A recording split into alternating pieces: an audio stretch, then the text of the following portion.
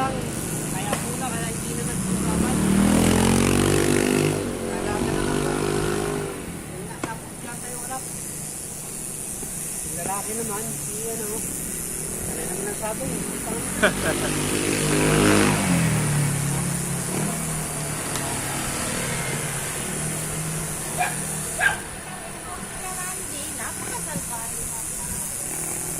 Hindi, nakabili ka na ng ulam.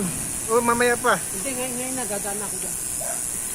Kaya gagaling, ngayon ako. Yung, Yung ginagawa ko, yung ulam na sariwa, inubutuin. ano lutuin? Gagaling ng timbalan. So, tumatanyang na kung sa kulang. La Costa. De La Costa. Ah, doon sa De La Costa. Oo, dirito na ako ng palengke. Marami nga, oo. Ano nang routine ko talaga araw-araw. Pero pagka may ulam pa naman, andiyan ako may silog. Gaya nung may 1 kilo ko ng baboy, sinigang. May 2 araw yun. Silang araw. Hindi naman namin maubos eh. Hoy! Oh, ano na?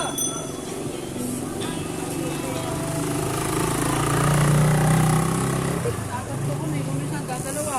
Ah, kaya pala, di mo obos, dadala, 3 kayo. Ginagawa ni Mrs. Hinahati na, pinapalamin, lagyan sa rep. Mag-aari na eh. Oo. Ganun, kaya nakakatipid ka ng pito ulam. Ini- Wala naman na kami income, competition na lang. Kumbaga, iniinit na lang din. Oo, iinit lang. Para sa iyo. Ganun, ganun din ginawa namin nung nakaraan eh. Nung nakaraang sweldo ng mga bata. Tara, bili tayo ng manok. Tapos, lutuin mo lahat. Tapos, ilagay natin sa Tupperware para araw-araw natin lang initin Painit na lang sa mga. sa microwave. Bumili ako ng 5 malalaking kal. Tapos, 2 klaseng luto. Isang pininyan, saka isang pickles. Pickle. So, kahapon lang naubos. Kahapon lang.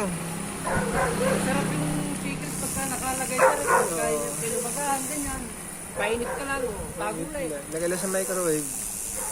Tapos kahapon lang naubos.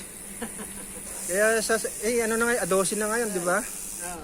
Di sa Makalo, sa sweldo na naman, bibili naman kami ng ano. Kasi para wala, kasi minsan hirap umintindi ng ulam eh. Nako, sinabi mo pa. Ako nga, pagka binigyan ng pera, bahala ka na. Kaya nga ano eh, yung iba, naghahagilap,